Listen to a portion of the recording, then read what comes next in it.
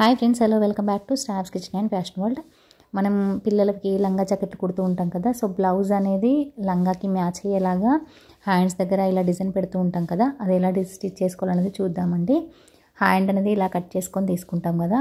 ఇప్పుడు ఈ హ్యాండ్కి మెయిన్ ఫ్యాబ్రిక్కి కరెక్ట్ వైపున లైనింగ్ పెట్టేసుకొని ఇలా హ్యాండ్ చివర ఒక స్టిచ్ వేసేసుకోండి. అంటే మనం రివర్స్ తీసుకున్నప్పుడు కరెక్ట్ వైపుకి వస్తుంది కదా, అలా లైనింగ్ని పెట్టేసుకొని ఒక స్టిచ్ వేసేసుకోండి. ఈ విధంగా చివరిన ఒక స్టిచ్ వేసి తీసుకున్న తర్వాత ఇప్పుడు హ్యాండ్ని ఇలా ఫోల్డింగ్ పెట్టేసుకొని షేప్ అనేది డ్రా చేసేసుకోవాలి. ఇక్కడ హ్యాండ్ మొత్తం పొడవు 5 ఇంచులు ఉంది. నేను ఇక్కడ 2.5 ఇంచుల దగ్గర మార్క్ చేశాను. ఇక్కడ 2.5 ఇంచుల దగ్గర నుంచి ఇలా ఈ షేప్ వచ్చేలాగా నేను డ్రా చేశాను అనమాట. మనకి ఈ షేప్లో ప్రిల్స్ వస్తాయి, అంటే కుచ్చులు పెట్టి డిజైన్ పెట్టాం కదా, అది వస్తుందన్నమాట. సో దానికోసానికి ఇలా డ్రా చేసేసుకోవాలి. ఇప్పుడు డ్రా చేసుకున్న తర్వాత ఈ డ్రా చేసుకున్న లైన్ పైన ఒక స్టిచ్ వేసేసుకోవాలి. ఇలా స్టిచ్ వేసుకున్న తర్వాత ఇప్పుడు ఈ పైన క్లాత్ని కట్ చేసేసుకోవాలి. ఇలా కట్ చేసేసుకొని మనకి చిన్న చిన్న కట్స్ అనేవి పెట్టేసుకోవాలి. ఇలా పెట్టేసుకొని ఇప్పుడు క్లాత్ని రివర్స్ తీసేసుకోవాలన్నమాట. ఇలా రివర్స్ తీసుకున్న తర్వాత ఇప్పుడు ఇక్కడ మనం స్టిచ్ వేసేసుకోవాలి చివరన. అలాగే ఈ షేప్ ఎక్కడైతే ఉందో ఆ షేప్ దగ్గర కుట్టు అనేది వేసేసుకోవాలి. ఇలా రెండింటి దగ్గర స్టిచ్చెస్ అనేవి వేసుకున్న తర్వాత ఇలా స్టిచ్ వేసి తీసుకున్న తర్వాత ఇప్పుడు లైనింగ్ ఎక్స్ట్రా ఉంది కదా, ఇది కట్ చేసేసుకొని తీసుకోవాలి. ఇలా రెడీ చేసుకొని పక్కన పెట్టేసుకోవాలి. ఇప్పుడు దీంట్లో డిజైన్ పెట్టడం కోసానికి క్లాత్ ఉంది కదా, ఆ క్లాత్ని తీసేసుకోవాలి. ఇది పొడవు వచ్చేసి 15 ఇంచెస్ వరకు ఉంది నాకు. ఇది ఎక్కువ కూడా ఉండొచ్చండి. ఎక్కువ ఉంటే మనం ఎక్కువ కుచ్చులు పెట్టేసుకోవచ్చు. ఇలా చిన్న చిన్న కుచ్చులు అనేవి పెట్టేసి తీసుకోవాలి.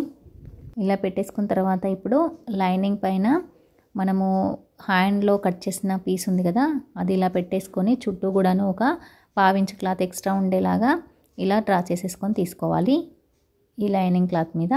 ఇప్పుడు ఎలా అయితే డ్రా చేసుకున్నామో దాన్ని కట్ చేసి తీసేసుకోవాలి. ఇలా కట్ చేసి తీసుకున్న ఈ పీస్ ఉంది కదా, దీన్ని మనము మెజర్మెంట్ కోసం వాడతాం అన్నమాట. ఇప్పుడు ఈ కుచ్చులని ఇంకొక వైపున కూడా స్టిచ్ వేసి తీసేసుకోవాలండి.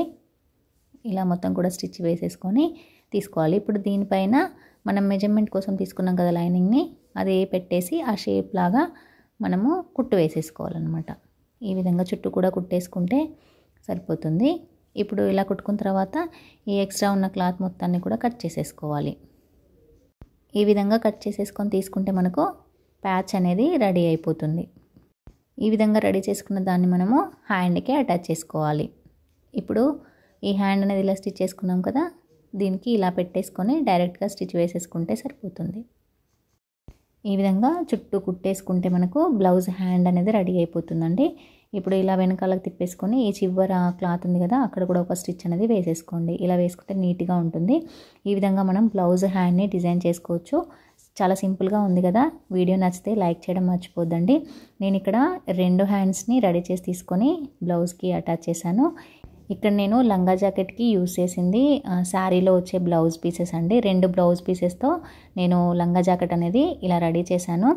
సో నెక్ కూడా నేను ఇట్లా ప్యాచ్ వేసానండి. సో మ్యాచ్ అవ్వడం కోసమని ఇలా నేను కుట్టాను. వీడియో కనుక నచ్చితే ప్లీజ్ లైక్ చేయండి, షేర్ చేయండి, కామెంట్ చేయండి. నా ఛానల్ని ఫస్ట్ టైం చూస్తున్న వాళ్ళు ప్లీజ్ ఛానల్ని సబ్స్క్రైబ్ చేసుకోవడం మర్చిపోద్దండి. Thank you.